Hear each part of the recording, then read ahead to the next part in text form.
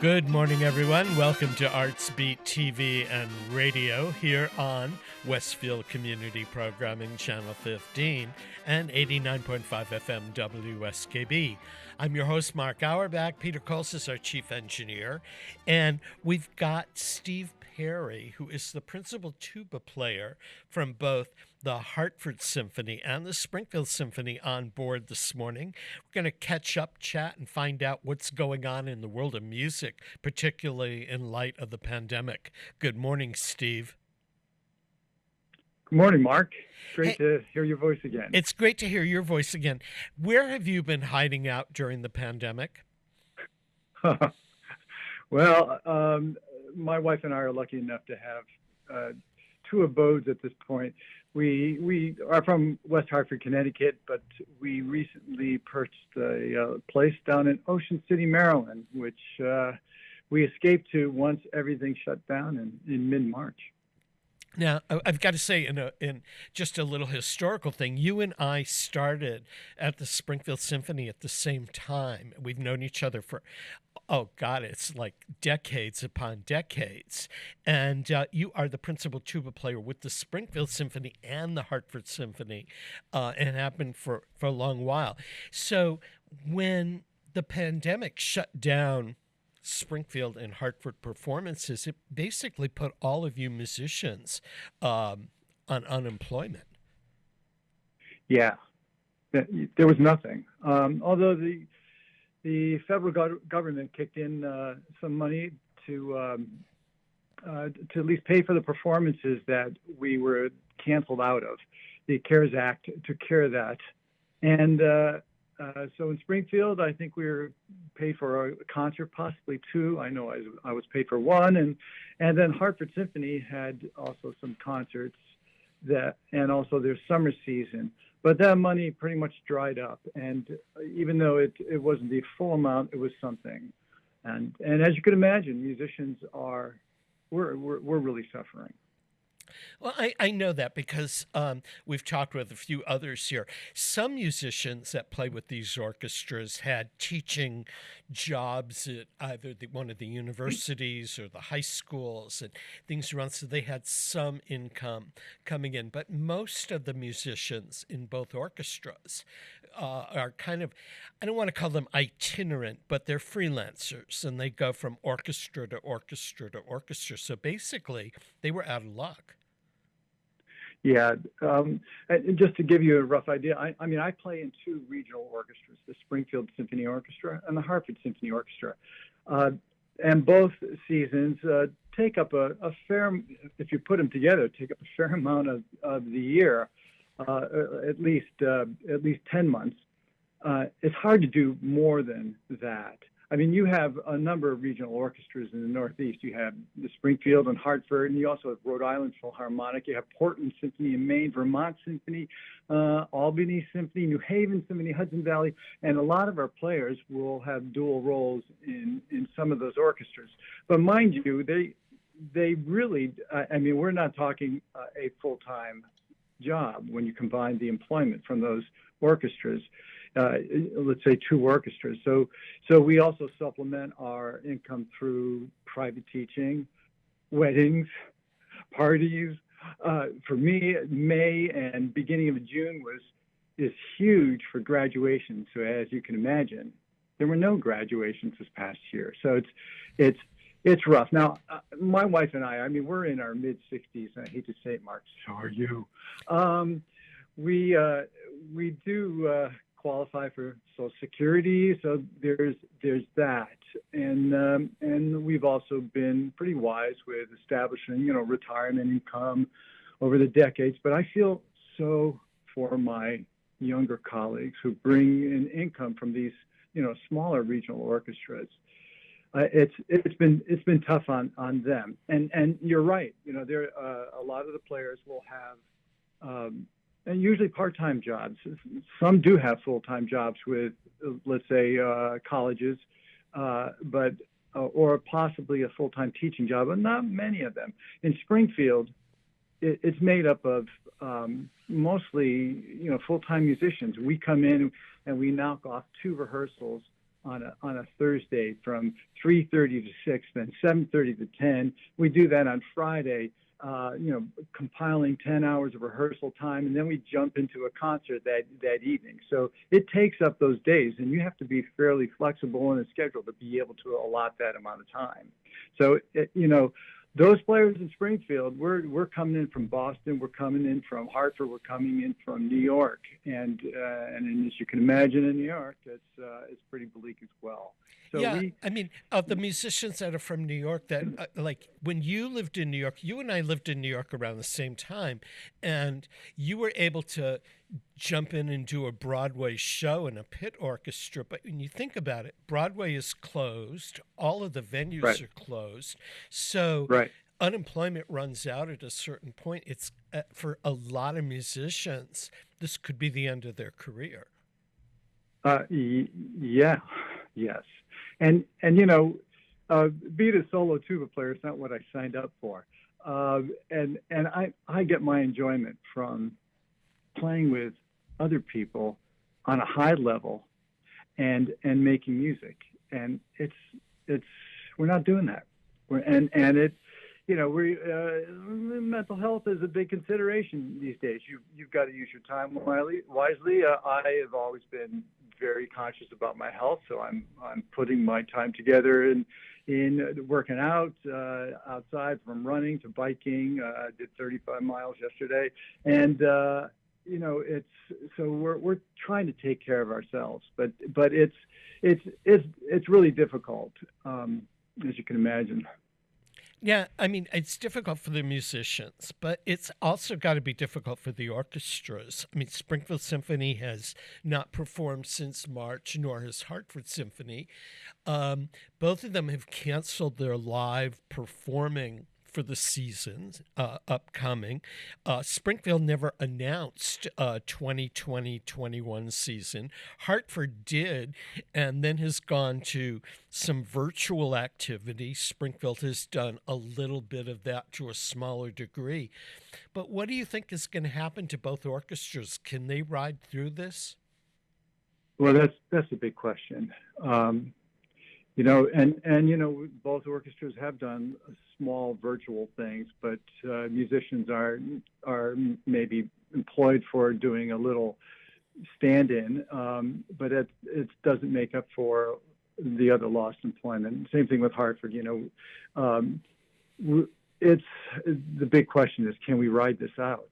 Major orchestras, their endowments are large. They may be dipping into that. I'm not sure. I know Pittsburgh Symphony, they've taken somewhere around a 20% cut, but they're still paying their musicians.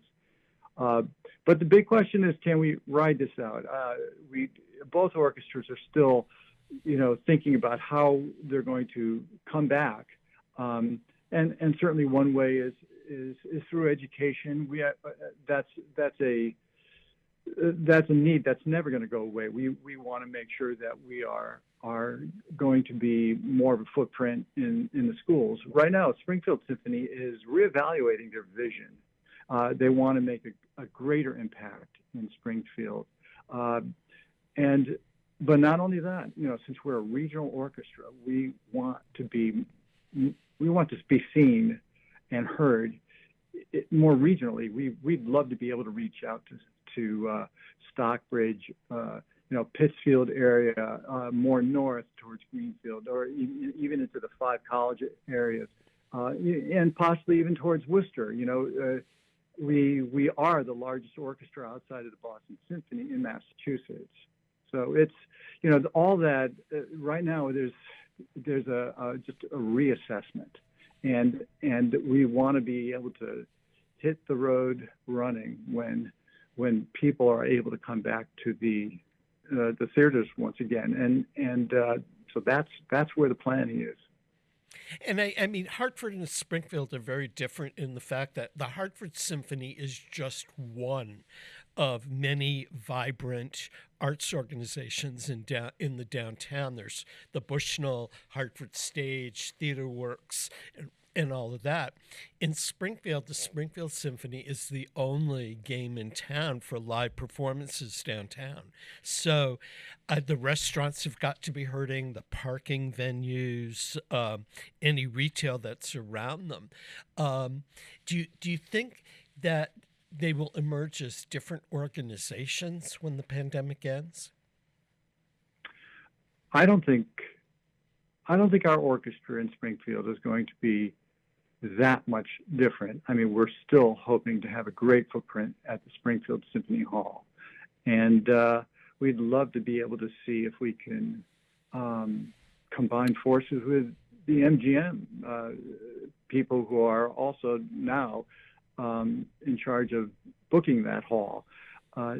So there's, all this is a huge question, and I think it remains to be seen. And I think all the boards of both orchestras, as well as the administrations, are looking at this. And I know that for a fact, as I've been working with the Springfield Symphony and their board in helping them with vision at this point.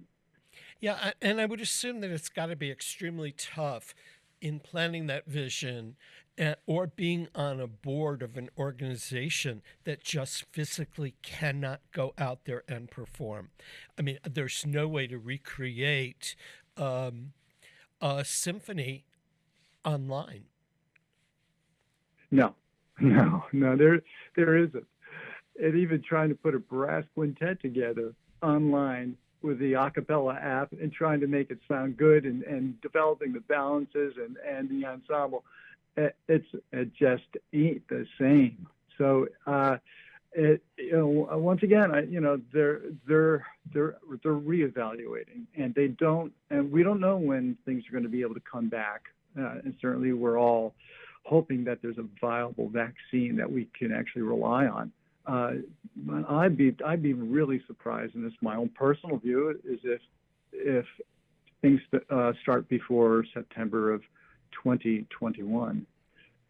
I mean, that's my thought. Initially, I thought, well, it'll be when the pandemic started, we all thought it'd be a couple of weeks, and then it might be the summer, then it might be the fall, but I can't see anything happening before fall of 2021 at the best possible scenario, and I'm no expert.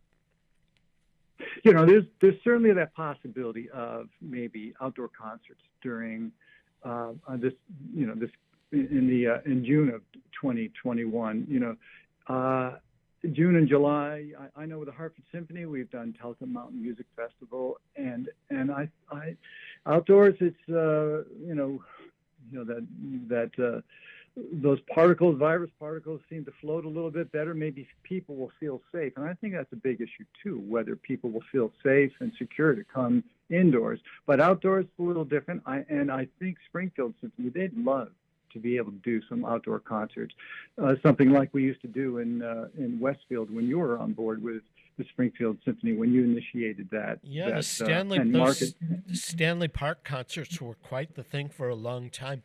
I know that it's been said that singing pushes the virus is airborne, and that a choral group, for example, that would sing together could really be a challenge and infect not only each other but an audience. What about somebody who plays the horn? Is that tuba pushing out particles? Would it be difficult for a brass quintet, for example, to perform at this point? Yeah, we have gotten together here and there. But we've been spaced 12 feet apart, either and mostly outdoors. Since it's been warm, we're able to do that. I haven't done that. I wasn't able to when the Hartford Symphony put something together. Only one concert, mind you, but the spacing was there. They were all mic'd when they did that, and in fact, I'm going to be involved with a church performance, a cathedral. We're talking about 75-foot ceilings, but we're all going to be spaced. We're going to be masked when we don't play. But it's really hard to some people put covers over the bells to trap whatever particles, but the amount of particles that are coming out, I mean, from all the tests that I've heard, are not, and especially in an open area, are probably have very little chance of infecting other people. So let me ask two questions. Number one, it would be impossible to play the tuba with a mask on, right? Yeah, right. They are making these masks with little slits in them, but you're taking air in and you're pushing it out. Now it's not like we're blowing a lot of air out. In fact, if you're a trumpet player, you're blowing out about as much air as you would be if you were playing like the oboe. I mean, the oboe has this little reed that you have to put just little bits amount of air in. Tuba, we're putting a little more air in, but it's certainly dispersed once it comes out of the bell, and you're going through about 30 feet of tubing with all that. Second of all, when you're performing in a brass quintet or you're performing in the orchestra, you guys are all placed real close together. I mean, on the stage of Symphony Hall, you can have 75 members of the orchestra together, and literally on top of each other. So when you're performing socially distanced, let's say it's a brass quintet, does the music sound different to you when you're playing that way as it does when you're all bunched up? Yeah, it's a lot harder. We are looking, instead of really zeroing in on sound as much as we would be if we're in a small semicircle. Now we're about, from the left to right, we're about 60 feet apart, and so we're going to be really conscious of let's say, physical movements from the trumpet player. Trumpets are very much conductors when they play in a small ensemble, or just taking a breath and watching the breath from the trombone player or the movement of the slide. Horn players a little more confined when they're giving a downbeat, and certainly with a mammoth tuba sitting in my lap, it's hard to conduct in any certain way. But we've got to be more visually connected. So the distance does make a huge difference. Oh yeah, it does make a huge difference, and also the sound is going to be, if you're in an audience, you may hear the trumpet a little more predominantly than maybe over the left side with the trombone. So sitting back would be probably a little more advantageous. And if it's mic'd, then you can have it mixed a little bit better.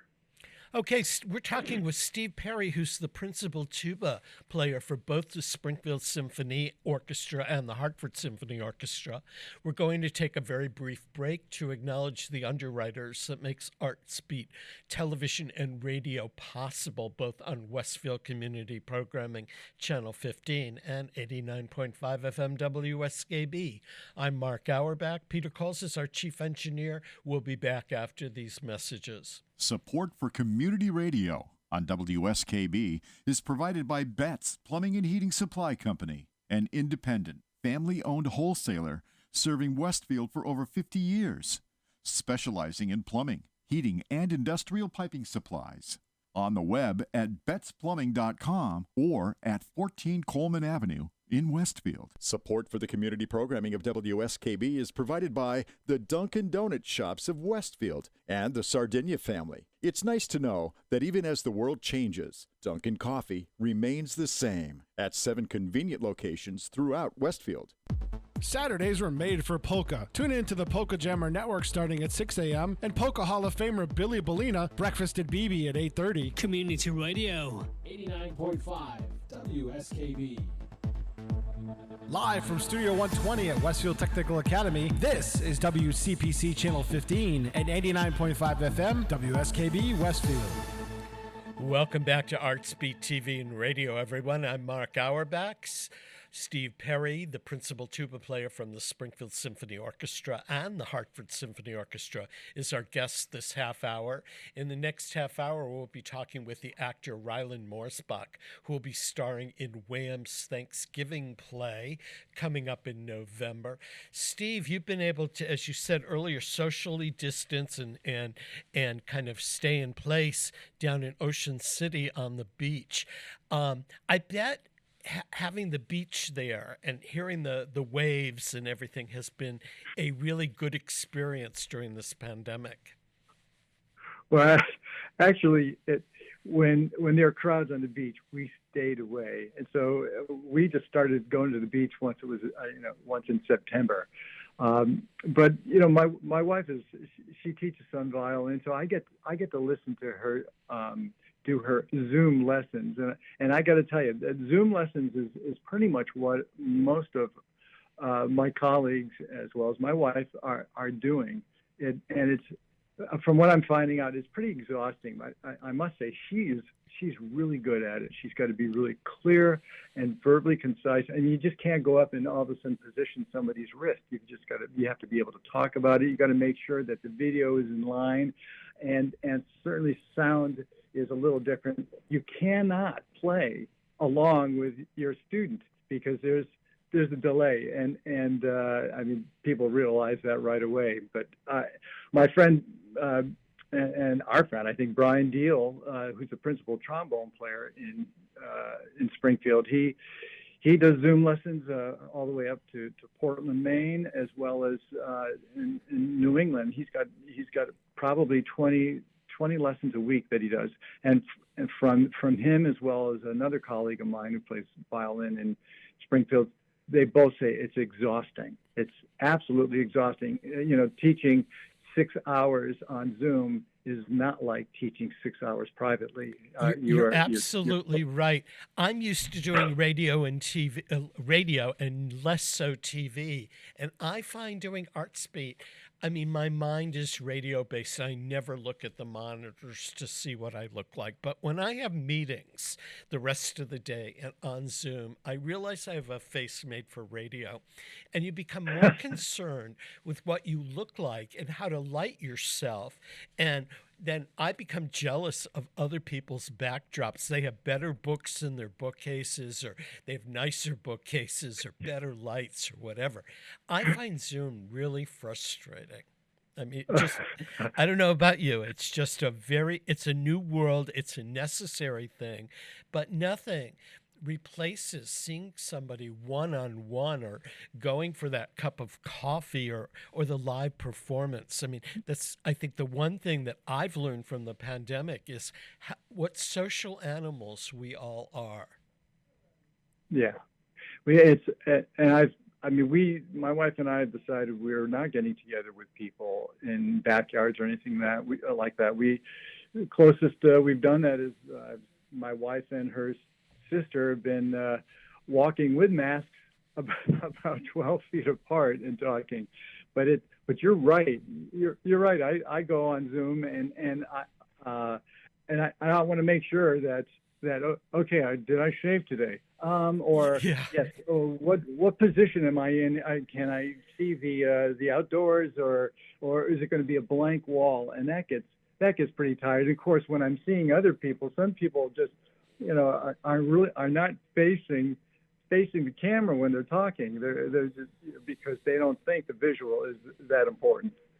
Yeah, and then once you start realizing how important it is, how obsessed you become, because it adds another layer of stress to what should be an easy conversation.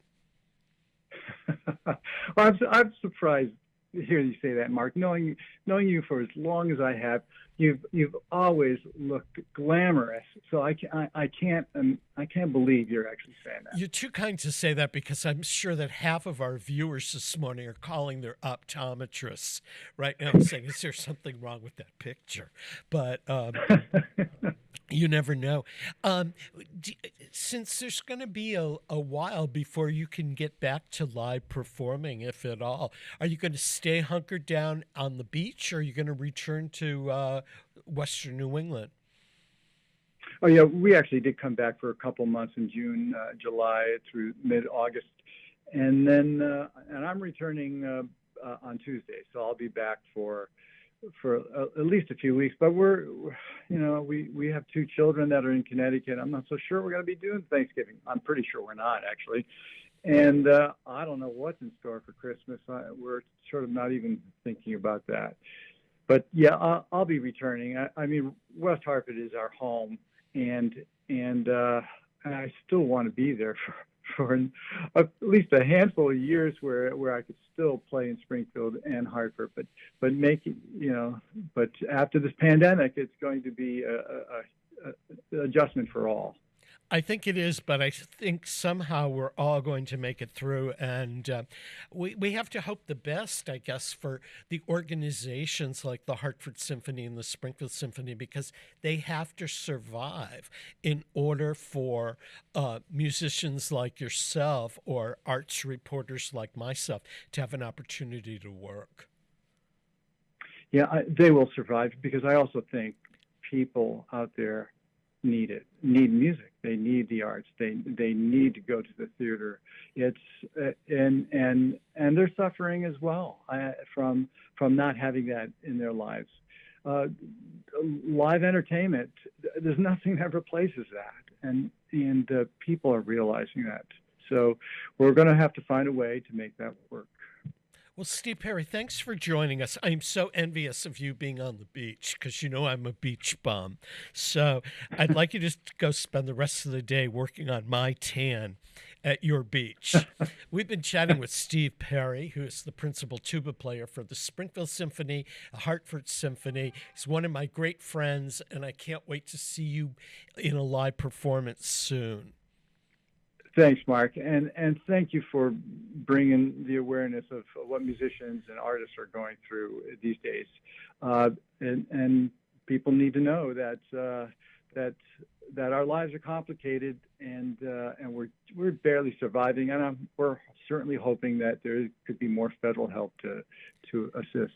We can hope for that, and we hope that people can be aware and continue to be aware of all the people that make arts and entertainment possible. We're going to take a quick break to acknowledge our underwriters. When we come back, we'll be talking with the actor Rylan Morsbach, who's been on our program before. It'll be great to have him back. This is Artsbeat. I'm Mark Auerbach. Peter Coles is our chief engineer, and we'll be back after a short break. Support for the community programming of WSKB is provided by Comcast and Xfinity.com, offering Xfinity TV, Internet, home phone, and home security services. Information on all that Xfinity has to offer in the Westfield area is available online at Xfinity.com. Underwriting for Community Radio on WSKB is brought to you in part by Rockies. Over 30 convenient locations throughout Massachusetts, Rhode Island, New Hampshire, Connecticut, and Florida. One of the nation's largest ACE dealers. Expertise and great product selection in paint, hardware, lawn and garden. That's Rockies. Rock solid service since 1926. On the web at Rockies.com.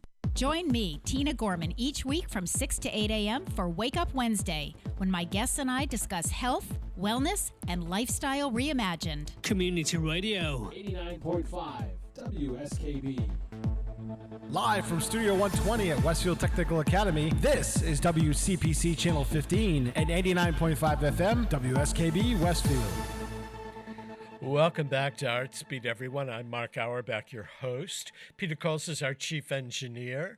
We're here every Friday morning, and I want to also remind you that I've got a new series called On the Mark, which is running on Wednesdays here on both Westfield Community Programming Channel 15 and 89.5 FM WSKB. And it's my opportunity on that program to talk with people outside of the arts about things of interest to all of us. And so I hope you'll take a chance on that program as well. If you've missed an Artsbeat or you've missed an On the Mark, you can find them archived at WSKB Community Radio's YouTube page. Our next guest this morning is the actor Rylan Morsbach, who is from the Pioneer Valley originally before he started his career. He is appearing in Wham Theater's upcoming play, The Thanksgiving Plays. And I got a chance to talk to Rylan a couple of years ago when he was playing Professor Harold Hill in The Music Man at the Colonial Theater under the auspices of Berkshire Theater Group. And so it's been a while. Rylan, it's great to have you back. Great to be back, Mark. Thanks for having me on the show again. It's always a pleasure to chat with you. But we have to update our audiences on what you've done since The Music Man, because that was the last time we got to chat. Right. It's been a few years. So I've done a couple more shows in that time with Berkshire Theater Group, which is in Pittsfield and Stockbridge, Mass. So I was in a production of Shrek the Musical. That was a summer ago in 2019. And then, let's see, what else? I was in a production of the one-person show I Am My Own Wife by Doug Wright, and that was at Hubbard Hall in Cambridge, New York. So those are a couple of the projects I've been involved with. And you've done I Am My Own Wife, which was a Pulitzer Prize and a Tony Award-winning play. It's a one-person show, and you've done that several times. Right. I've done it 3 times now. I did it initially as sort of a senior capstone project in college, so that was in 2012. I did that in Wilmington, North Carolina. And then subsequently, a woman named Janine Haas, who runs a theater company called Pauline Productions out of Ashfield, Massachusetts. I have known her for a long time, and she invited me to do it for her company. When was that now? A couple of years back. And then from there, I did it one more time at Hubbard Hall. So the artistic director up there had seen it in Ashfield and very nicely invited me to go do it there with my friend Trey Morehouse, who was directing. So yeah, it's been great to revisit that very challenging, interesting play on a few different occasions. Who knows? Maybe I'll do it again someday when and if we ever get back to normal.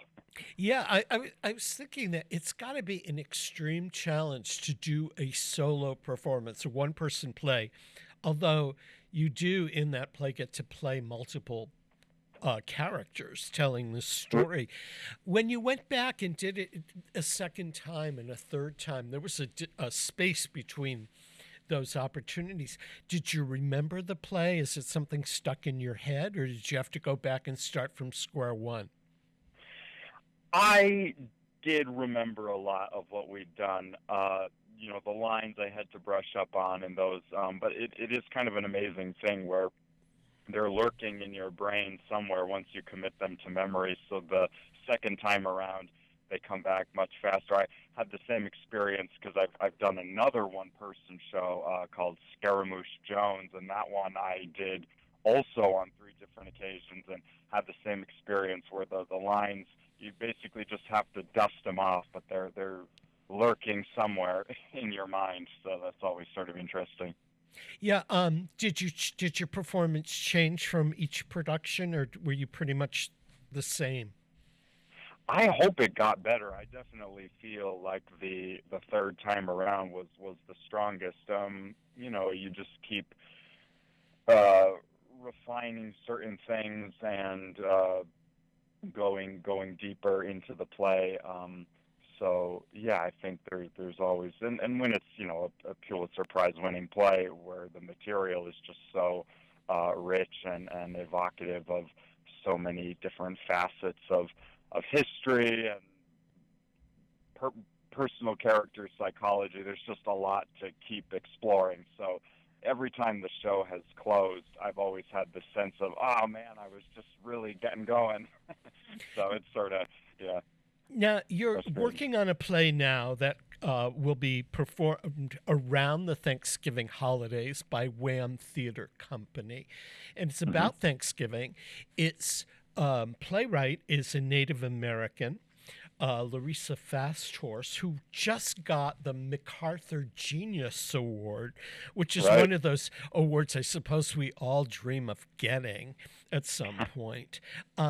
So, is this being performed live and videotaped? Is it being streamed? How is it coming together? Right. So this is going to be obviously a digital presentation. It's not going to be live. We're filming it via Zoom. So I guess we'll be recording the Zoom sessions, and then it will be edited together and then made available for streaming.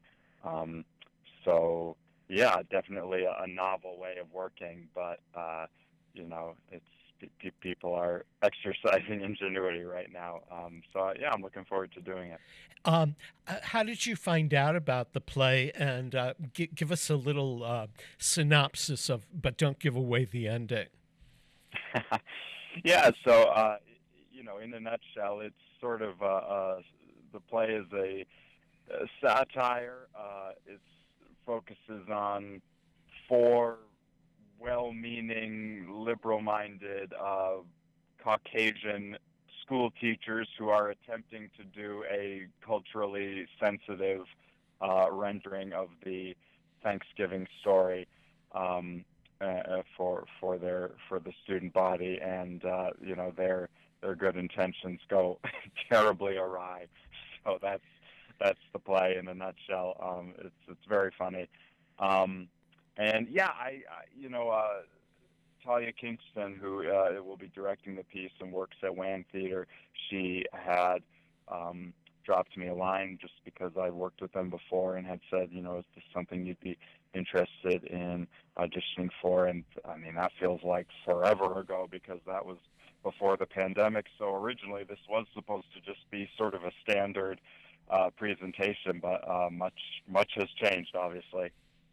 So I'm glad we're pushing ahead in some form, though.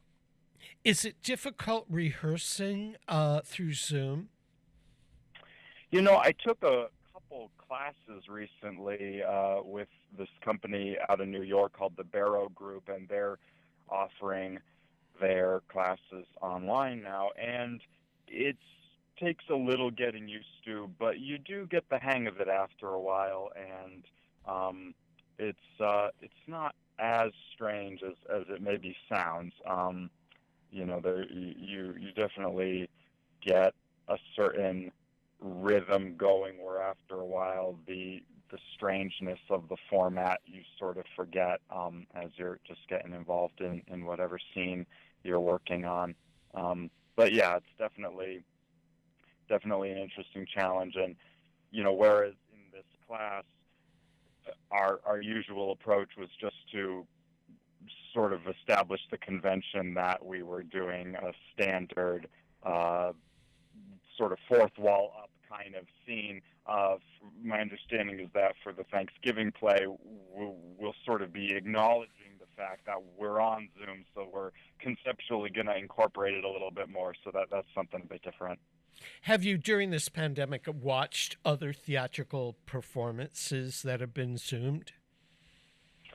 Not really, other than just being in the class and watching other people's work through that medium, and then I've just watched some recorded shows that have been made available for streaming, whether it was from the National Theatre in London or what have you. Yeah, I mean, I, as a theater reviewer, have most of my livelihood in terms of live theater just isn't there. So aside from streaming the musicals that were recorded on stage, the first streamed theater piece this year that I got to see, well, there were two. Actually, one was from TheaterWorks in Hartford, which was called At the River I Stand. It was a musical. And there were no interactions per se. It was a story being told through music, and different people sang songs. And it worked really well on Zoom. And the second one was a performance from Playhouse on Park about Bobby Kennedy's short-lived run for president before he was assassinated. And that was the filming of a performance that was being done live in a theater with no audience, and filmed for that. And I found that a little easier to get into, but I think that the Zoom adds a different layer. And so I had no idea whether you, as an actor, it adds just another element of challenge in telling a story. Yeah, that's interesting. I think, like film acting, there's just a level of intimacy created by having the camera so close to your face that you have to account for. So that's a new thing for me. I haven't done much acting for film, so it really, essentially feels like that. So yeah, you just have to be very. You can be a lot more subtle. One thing we laughed a lot about in the acting class I took is this sort of tendency everybody has when they're on Zoom to sort of go, "Hey, how are you? Can you hear me?" And it's like, you can just talk at a normal level. You don't need to shout. The mics on the laptops are pretty hot, so you don't really need to do a whole lot. So there's all these strange little subconscious things that crop up. So yeah, I guess that's the big difference there, is just taking in that new level of kind of intimacy, afforded by the camera. So that was interesting as an actor. So when you're doing this Zoom performance of the Thanksgiving play, your set and your background is your apartment or whatever space you choose to Zoom from, right? Who decides what the background's going to be? Who does the lighting for you, and who costumes you? Yeah, so that's all being done by the WHAM team. We just had a little meeting where, with the production designer and the director and stage manager, where we talked to logistics and found a space that's available to me that they think will work. So yeah, it's a little bit of an experiment, but it's they'll be mailing me some props in the mail, and then I get to sort of pick out my wardrobe and have them sort of approve it. So it's, I guess, essentially the same kind of process as if you were sort of creating a movie set, So yeah. Okay. But it's all being accounted for. So it's a whole new game for everybody involved. Mm-hmm. We're talking with the actor Rylan Morsbach, who will be appearing in WHAM Theater Company's upcoming production of the Thanksgiving play. We got to take a quick break to acknowledge the underwriters that make programming like Artsbeat possible on Westfield Community Programming Channel 15 and 89.5 FM WSKB. I'm Mark Auerbach. Peter Coles is our chief engineer. We'll be back after this short break, so don't go away. Support for the community programming of WSKB is provided by the Barnes & Noble College Bookstore in the Ely Campus Center, offering Westfield State T-shirts, sweatshirts, and gift merchandise, all of your academic needs, and offering textbook materials in new, used, ebook, and rental formats. Available at the bookstore on campus or online at westfieldstate.bncollege.com. Underwriting for community radio is provided by the YMCA of Greater Westfield. Every day, the YMCA strengthens the community through programs and services focused on youth development, healthy living, and social responsibility. For all the Y's many programs and services, visit us on the web at www.westfieldymca.org. The YMCA, 67 Court Street in downtown Westfield. We're more than a gym. We're a cause. Underwriting support for the community programming of WSKB is provided by the Greater Westfield Chamber of Commerce, the voice of business for the Greater Westfield communities. Informing, educating, advocating, the Chamber provides opportunities for members to make meaningful connections on local, regional, and state levels. For more information on the Chamber's many events workshops, and programs, as well as the benefits of membership, visit westfieldbiz.org. The Chamber focuses on the most important economy, yours. Listen to me, Michael Buster McMahon, Mondays 8 to 10 a.m. to learn the stories behind your favorite songs. Or don't. I'm not the boss of you. Community Radio 89.5 WSKB. Live from Studio 120 at Westfield Technical Academy, this is WCPC Channel 15 and 89.5 FM WSKB Westfield. Welcome back to Artsbeat, everyone. I'm your host, Mark Auerbach. Peter Coles is our chief engineer. We're talking with Rylan Morsbach, the actor who is appearing in the upcoming Wham! Theater production of the Thanksgiving play. Many of you have seen Rylan in performances at Berkshire Theater Group and Shakespeare and Company and many of the area theaters. He hails originally from South Hadley, Massachusetts. Rylan, when the pandemic struck, you must have had a calendar of upcoming projects that you were working on. Did everything come to a halt? Well, an actor should be so lucky, right? I didn't have too much lined up, which I guess is a good thing. Really just this project, the Thanksgiving play. So I'm glad that it's going ahead. But I was at that time working as an usher on Broadway at the Lyric Theater, where Harry Potter and the Cursed Child is playing. And so unfortunately, when all the Broadway theaters closed in mid-March, I was furloughed from that position. So that kind of precipitated a big change for me, because I was living out in New York and sort of tried to make it work for a while, but ultimately it just wasn't sustainable. So I'm actually back in Western Massachusetts now, sort of trying to get back on my feet here. Well, I guess Western Mass is a good place to have to hang out during a pandemic. Yeah, it's not too bad. I know that it's got to have been financially difficult for you and, career-wise difficult. Have any good things come out of the pandemic for you? I think that's a constructive question. I guess just speaking actually quite a bit with friends and staying in touch with people. I think I've actually felt more compelled to do that just because, I've been aware of my own, the sort of upheaval in my own life, and imagine a lot of my friends, especially those who also work in the arts and in the theater industry, are having a difficult time as well. So especially recently, I've really been making an effort to reach out to people and just stay in touch. And, I never video chatted with anyone prior to the pandemic, so I was like, this is great. It's, we're in the Star Trek era. So that's been cool just to have the ability to do that.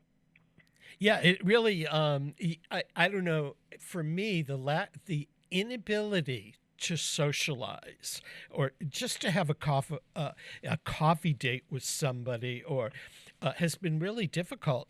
And more so, it's great to stream theater from all over the place, but there's something about that actor audience interplay that to me is missing.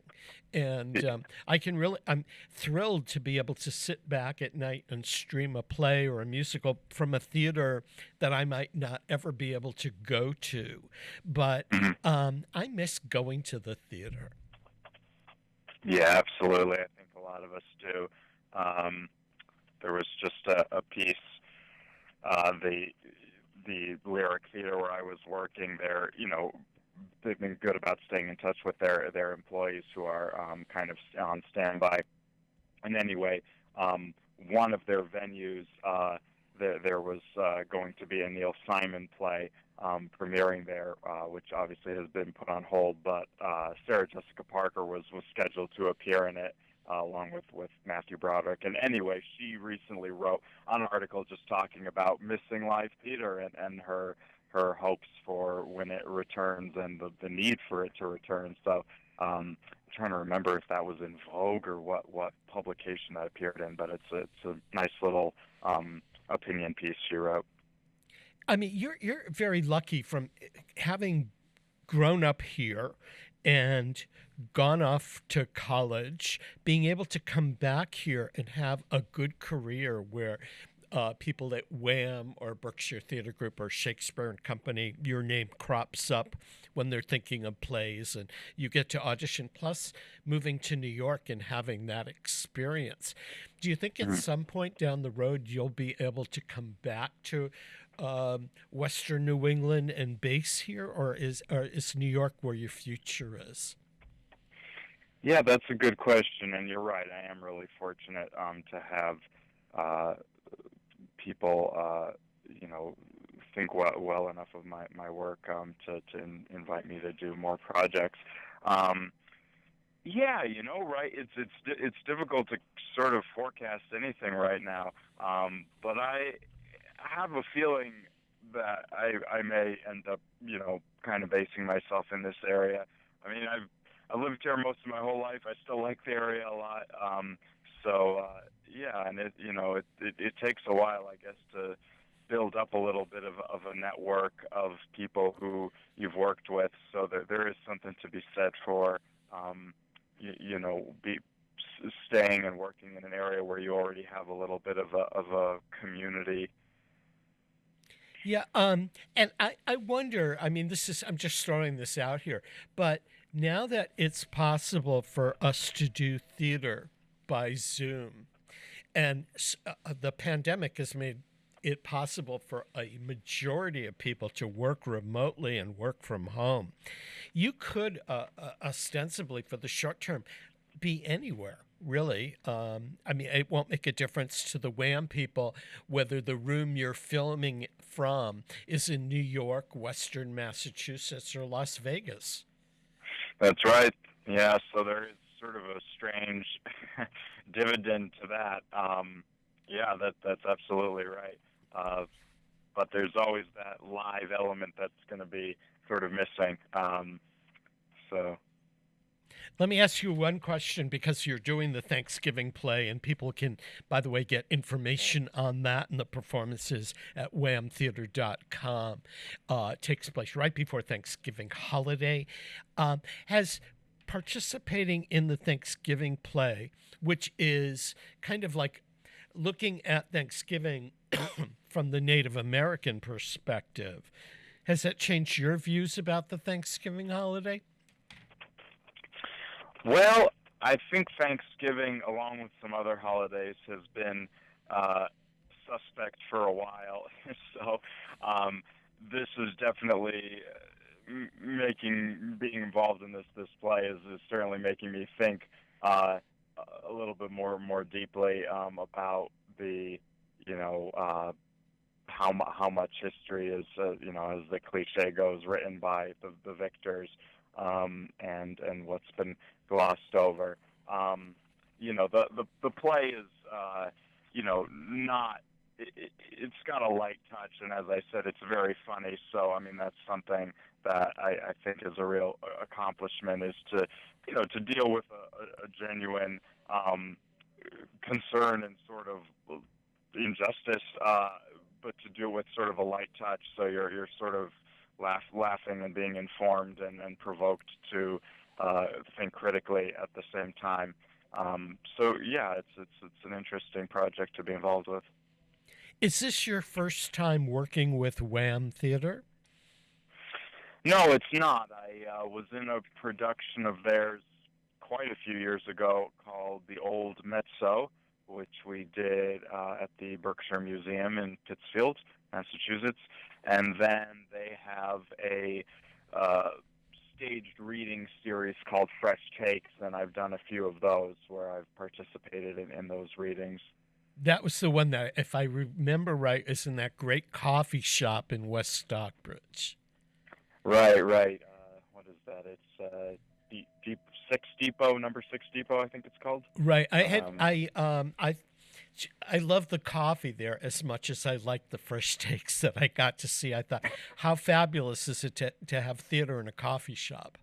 Yeah, they have sort of like nuclear strength coffee there, if I remember right. So you're back here in the Valley and you're involved with Wham. And subsequent to that, are you getting a chance, whether it's through Zoom or FaceTime or seeing some of the people, to reconnect with some of these people that are part of your theater foundation? Who are from Western Mass, you mean? Right. I mean, because, like a lot of the people that are involved with Wham or Shakespeare and Company, Berkshire Theater Group, where you've worked, actually live here. So are you getting to be, are you reconnecting with your theater community, and this is kind of like your family? Yeah, I could probably be doing a better job of that. There's a number of people who are on my list of people to say hi to. I think it's I've because I've been sort of just trying to make ends meet and working different jobs and whatnot. I've been a little preoccupied with that, but yeah, I think that it's good knowing that community and family is here. So yeah, that'll give me some motivation to reach out to some folks and see what they're doing. I did have a couple of friends who were in Godspell up at Berkshire Theater Group this past summer, which was one of very, very few live shows in the country that actually occurred. So I was really happy for them. Yeah, I mean, thanks to Berkshire Theater Group and Barrington Stage and Actors Equity for making those happen. Yeah, it was pretty remarkable.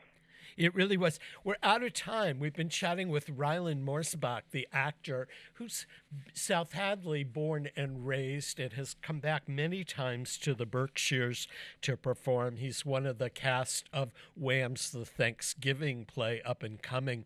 For details about that, whamtheater.com. Rylan, it's always great to chat with you. And I hope that as the pandemic ends and people get out and about, you come back and do some more theater up here so we can talk again. Thanks so much, Mark. Great chatting with you. Great chatting with you. That was Rylan Morsbach, the actor. This comes to the end of another Artsbeat. If you missed part of it, go find it at WSKB Community Radio's YouTube page, where all of our shows are archived. Peter Coles has been our chief engineer. I'm Mark Auerbach. We will catch you next week with another edition of Artsbeat, but the music that ends today's program. Every week we start Artsbeat with a little snippet of music, which is the entr'acte from the Broadway musical Seesaw. So I wanted to end today's program with a piece of music from Seesaw with its original stars Ken Howard and Michelle Lee. It's called In Tune, written by the late great composer Cy Coleman. Have a great weekend.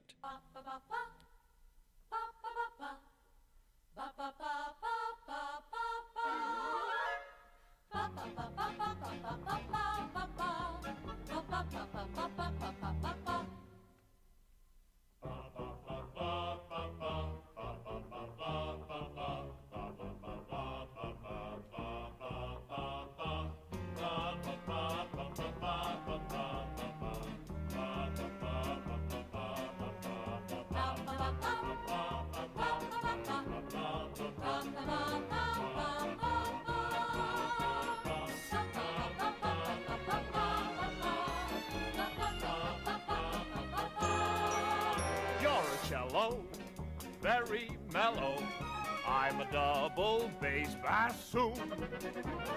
Two completely unrelated instruments, but when they play together, they're in tune. Different backgrounds, different parents, miles apart this afternoon. Two absurdly different personalities, but now that we're together, we're in tune. Cold strangers can get hot. It takes one bottle of beer. A glow is what we've got. We're lit up like 100 candle chandelier. Or a skylark. I'm a skylark. You're a lazy, crazy loon. Two birds of a different feather meet one night. Somehow they sound so very, very sweet that night. For when they sing together, they're